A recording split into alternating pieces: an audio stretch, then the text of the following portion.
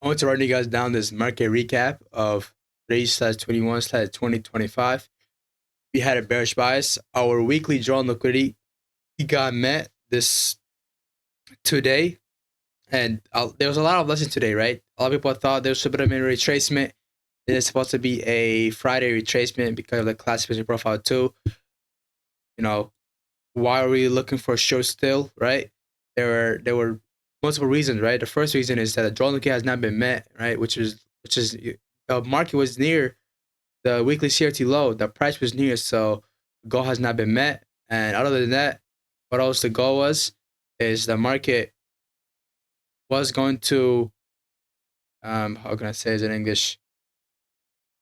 Other than that, like we could have you could have definitely expected another rally to the downside. You could have thought, right. You could have thought like well, the market did a big move to the downside on Asian, right? Market went all the way up. Why should be going back down, right? When the market already did big range. It's not that big range. This range is not that big, right? Only time you would expect a pullback, right, would be like this day, right? You can see market did a big push.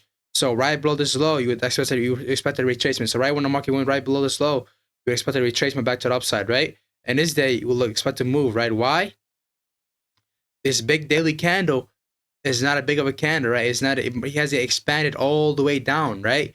Yes, it went down, went back up, and went right back down. So he still has room to expand, right? So that's why we're still looking for a short there. Our narrative for today was a weekly CRT, right? For the downside, weekly ERL to IRL.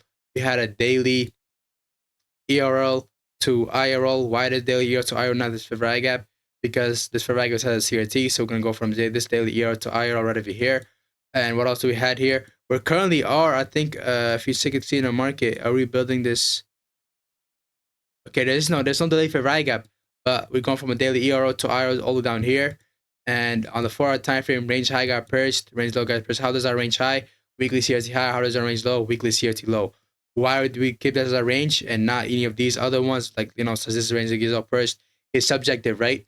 And the best way to find the right range is when it's because it's subjective. The best way to make the objective is using CRT ranges, right? So go to the 4-hour time frame, look for a range, look at this high. Okay, does this high in the higher time frame is a weekly CRT high or no? Okay, no, it's not. It is. Okay, this is a weekly CRT high. Okay, it's gonna be a range high. Okay, look at these lows. Okay, this low is a weekly CRT low that is valid. Oh no, it's not. Okay, we're gonna discard it. Okay, oh, is this it? This is it? Yep, this is it. Right over here is the weekly CRT low. That is how you find the best range because it's subjective. We're looking for a New Russell profile 1 accumulation, 5 mid%, 9 expansion. As well, we had our key level. Our key level is multiple things, this basket liquidity and this fair value gap, right? And what else do we had here? We're looking for a KOD as well. The last two is before mean a drawn liquidity, right? KOD as well. We had a bearish order flow. This is the last little type of high and key level. Market, broke below it. Eventually we had our break below the low. This is some of the high, break below the lows right over here, right? And if we go to the 15-minute time for the execution here, our execution was at a 15-minute CISD, right? You see the market at the CRT had a legit high. We had out in the price between 6 a.m. and 10:30 a.m. Right, I was first looking for a near continuation. Eventually, market disrespected my whole concept. I was like, okay, it's gonna be high likely to be a near reversal, right? Market pushed up all over here, did a huge pullback, and when this pullback happened, I'm somewhat had an emotion like, yeah, market's not gonna go all the way down. And it's supposed to be Friday, it's supposed to be retracement.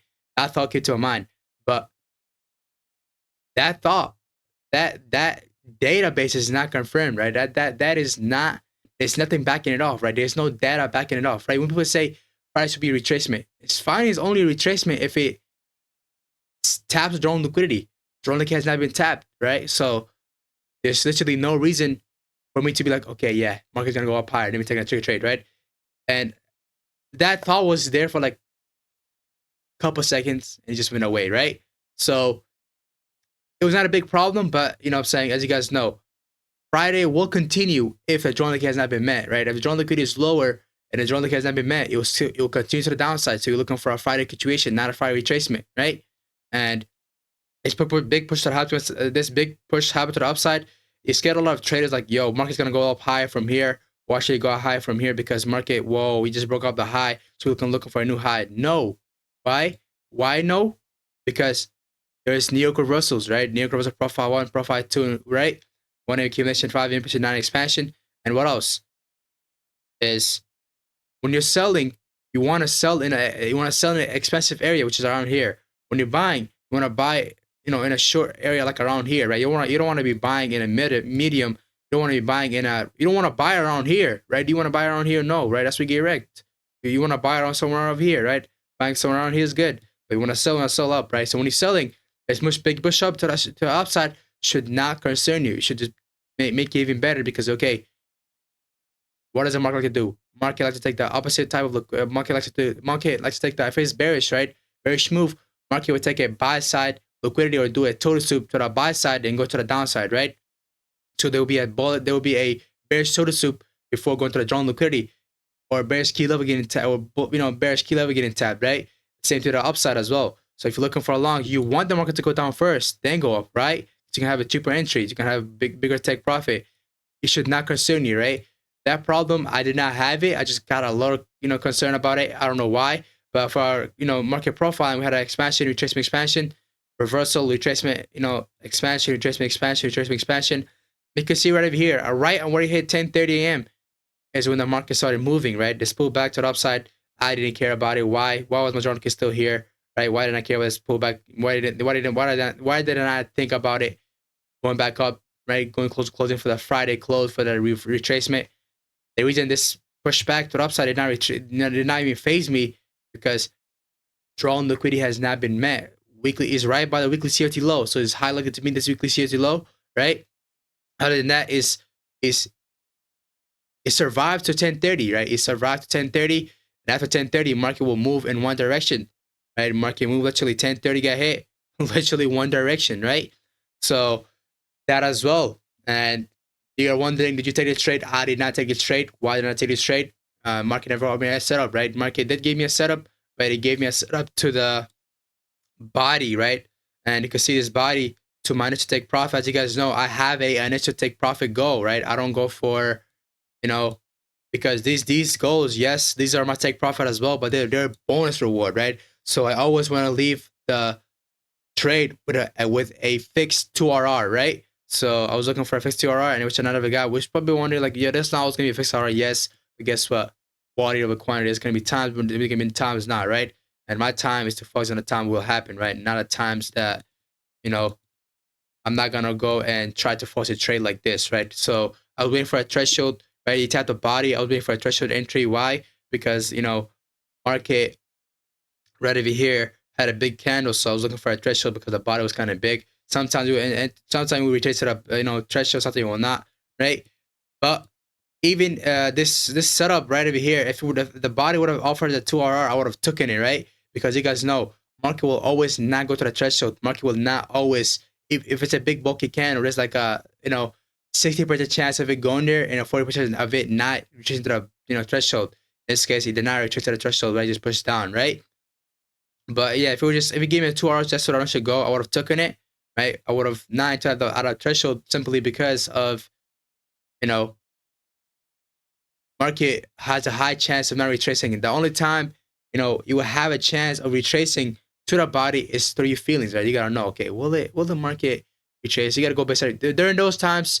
You might go off. You might have to go based on your feelings, right? Because it's not gonna always be guaranteed. During this time, I went out of my feeling. I'm saying I did not get the entry, right? And guess what? They didn't offer me a 2 hour, so I would have even taken it, right? So yeah, this is my market recap, and the lesson is when it's Friday, do not expect a retracement or reversal unless the journey has been met, right? And as well as do not let the big push to the upside phase you, right? As this that should be better for you, right? If you're bearish, because now you're getting a more expensive entry to the downside. So you're selling more at an expensive price. You're selling high, buying low, right? And keep in mind when the market goes up or down against you and it goes like beyond the daily high or low, it should be good because you can look for a New-York reversal, right? If it's valid, if the London high or low is protected. In this case, London low is protected, so that New-York reversal profile is valid. And other than that, this push to the downside was amazing. Why? Simply because I mean, not to the percent to the downside. I mean, the fourth candle. I was looking for an OTE, which I never had, but guess what? Market still went down, right? Because why? Because the third candle is ultimately expansion, and the OT is always not gonna happen, right? So yeah, market just hit our drawn liquidity. It's my market recap. Thank you for watching. And this is simple as this, right? There's nothing complicated. And yeah, what else should we talk about? This is it, right? There's nothing else that we should be talking about. But yeah, thank you for watching. Very nice day, easy, nice day. Nothing complicated. But yeah, one more thing that I gotta talk about is, huh? Nothing actually. It's a very easy day. Just a market recap. The lesson of the day is Friday should not be a retracement for you. Don't always bet on Friday being a retracement against the weekly candle if he has not been a drawn liquidity yet. So yeah, see you guys later. Thank you for watching. Market recap. We ended the week with a 5.6 RR. It's supposed to be 8.2 because partial made us make less, right? But yeah, market recap. We had a setup throughout the whole week, by the way. Monday we had a setup. Tuesday we had a setup. No, not Tuesday. Wednesday we had a setup. Thursday we had a setup. Friday we had a setup, right? But guess what? Quality over quantity. Because if I take those trades, guess what's gonna happen in the future? People taking those trade, I'm gonna go. It's not about me losing. Even those trade, I could fucking make money from the trade, right? And over the long term, I would still make money from those losses. But guess what? Guess what? Those losses are psychology part. Right? It's not about money. Money, I would still be up, but guess what? Psychology part, I can't handle too much losses, right? I can only handle like what 30 losses in a row, and those things will constantly make you okay. Get like 4 losses, 1 win. Okay, 4 losses again, 1 win. That's just like unbearable, right? That to me is bearable. I could fucking go with a 40 losing streak, and I'll still be on top, right? It's like I'm different, right? It's just in general, right? And it's unnecessary. It's unnecessary, right? Quality over quantity. Thanks for watching. I'll see you guys later. Peace out.